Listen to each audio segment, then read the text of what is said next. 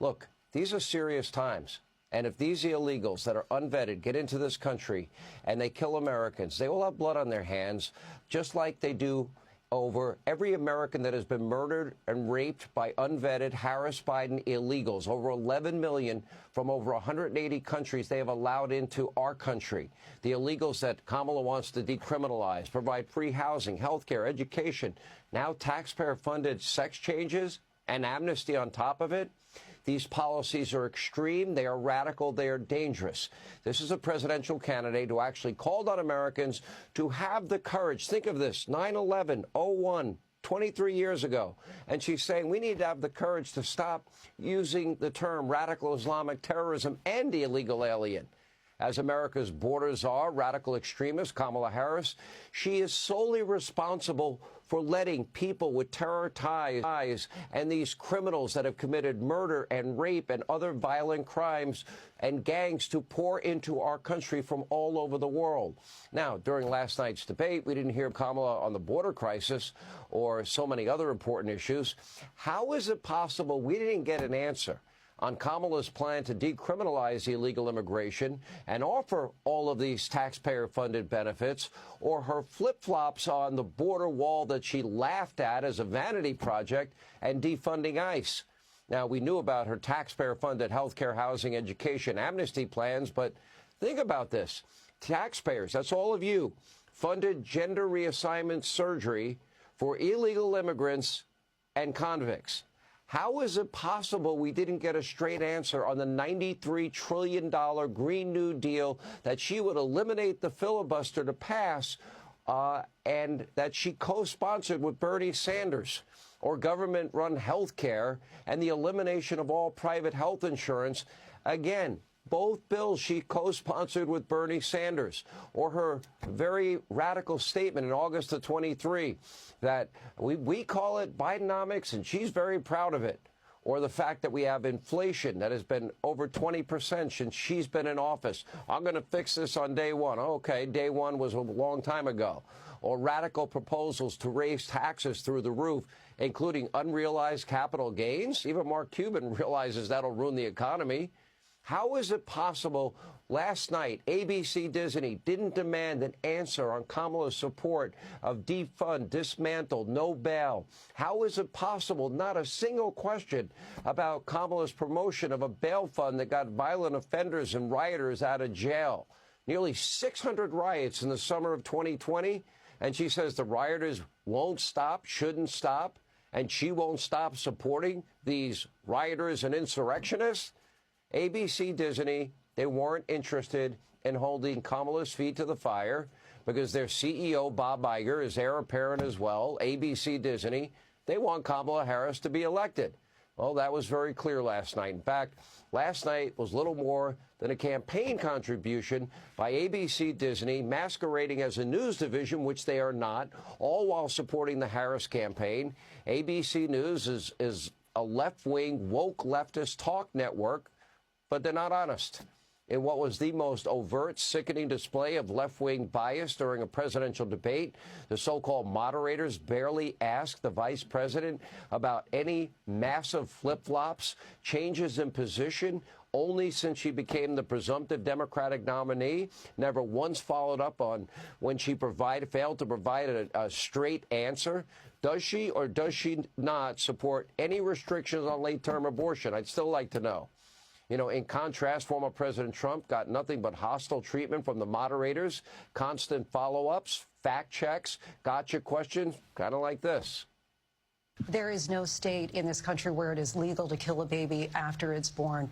Madam Vice President, I want to get your response to President Trump. ABC News did reach out to the city manager there. He told us there have been no credible reports. The Springfield city manager says there's no evidence of that. Vice President Harris, I'll let you respond to the rest of what you've heard. President Trump, as you know, the FBI says overall violent crime is actually coming down in this country. The question was about you as president, not about former Speaker Pelosi. But I do want Vice President Harris to respond here. Vice President Harris, he says you hate Israel. That's absolutely not true. You said she went to negotiate with Vladimir Putin. Vice President Harris, have you ever met Vladimir Putin? Can you clarify tonight? Just a yes or no, you still do not have a plan. All right, so guess how many times these moderators fact-check Kamala Harris? Zero. Not once. Make no mistake. She lied over and over and over again. Just take a look at your screen. She lied about Project 25, lied about the very fine people hoax in Charlottesville that even left-wing Snopes called out as a lie, said it was bogus. She also lied about Trump's sales tax. It doesn't exist. Lied about a nationwide abortion ban Trump has never supported. Lied about Trump wanting to ban in vitro fertilization when in reality he supports federal assistance for IVF. She lied about Trump's role in Afghanistan and when the withdrawal. She lied about the bogus border bill. And as you can see, it goes on and on and on. The list goes on. David Muir, Lindsey Davis, they were pathetic. The fact checks only went one way against Donald Trump. David Muir, Lindsey Davis, Bob Iger, the entire ABC Disney organization.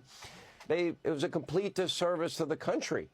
You know, nearly 60 days in, we don't know whether she still supports all of her stated radical positions that we have in her own words. Why? Because they just hate Donald Trump that much? Kamala Harris didn't win a single primary vote, has participated in one interview. She has held 0 press conferences, no town halls. The policy positions on her website basically copied and pasted from the Biden campaign that she says she's trying to distance herself from.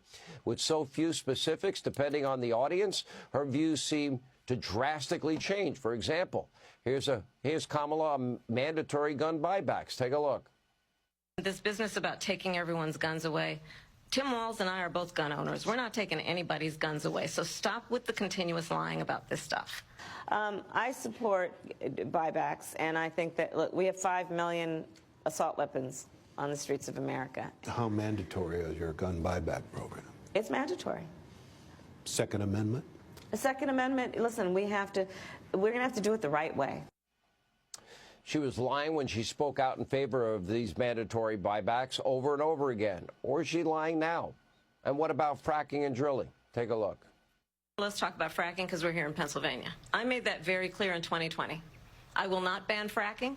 I have not banned fracking as Vice President of the United States. And in fact, I was the tie-breaking vote on the Inflation Reduction Act, which opened new leases for fracking. Will you commit to implementing a federal ban on fracking your first day in office, adding the United States to the list of countries who have banned this devastating practice? There's no question I'm in favor of banning fracking. So, yeah. No question she was in favor of banning fracking and still is. She was lying then, or is she lying now? Do you believe her? What about the, government health care, Medicare for All bill that she co-sponsored with Bernie in the Senate? Take a look. Vice President Harris, in 2017, you supported Bernie Sanders' proposal to do away with private insurance and create a government-run health care system. 2 years later, you proposed a plan that included a private insurance option. What is your plan today? Well, first of all, I absolutely support, and over the last 4 years as Vice President, private health care options. You support the Medicare for All bill, I think initially co-sponsored by Senator Bernie Sanders. You're also a co-sponsor on it. I believe it will totally eliminate private insurance. So for people out there who like their insurance, they don't get to keep it? Well, listen, the idea is that everyone gets access to medical care. And you don't have to go through the process of going through an insurance company, having them give you approval, going through the paperwork, all of the delay that may require. Who of us has not had that situation where you got to wait for approval and the doctor says, well, I don't know if your insurance company is going to cover this? Let's eliminate all of that. Let's move on. No. So did she co-sponsor the bill? She didn't actually support, or is she lying? That brings us to the border. Take a look. The United States Congress, including some of the most conservative members of the United States Senate, came up with a border security bill, which I supported. And that bill would have put 1,500 more border agents on the border to help those folks who are working there right now overtime, trying to do their job. I believe if someone crosses over the border illegally, it is illegal, and you would decriminalize it. I would not make it a crime punishable by jail. It should be a civil enforcement issue, but not a criminal enforcement issue. Listen, I think there's no question that we've got to critically re-examine ICE and its role and the way that it is being administered and the work it is doing, and we need to probably think about starting from scratch. So does the border czar that allowed, 11 million illegal immigrants to pour into this country unvetted really care about border security? Was she lying at the debate and using a deeply flawed political bill that would allow 4,000 or 5,000 illegals in before it even kicked in, and then it was discretionary?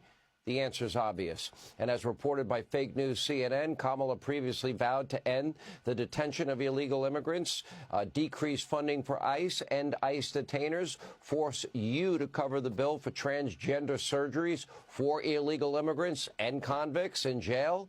These are radical beliefs, and they don't just magically change overnight. Kamala's new vague policy positions, mysteriously adopted only after she became the nominee, are about as fake as her weird faces that she was making during last night's debate. There is nothing authentic about the Harris campaign. This is a candidate in the media mob protection program, and she literally threw her name on every socialist bill in the Senate and dissolved America's borders during her time as vice president and border czar. But now she'll do and say anything she needs to do or say to win and advance her career, even if that means throwing her cognitively impaired boss under the bus. And right on cue, look who just boarded the Trump train. This was funny earlier today in Pennsylvania. The president himself, Joe Biden, donned a red Trump 2024 hat in front of a crowd in Shanksville and a fire station. The White House said he did it to show bipartisan unity on 9/11. Kamala's campaign is probably not very happy about the gesture, but Biden really doesn't hate Kamala after all, right? Who could blame him if he does?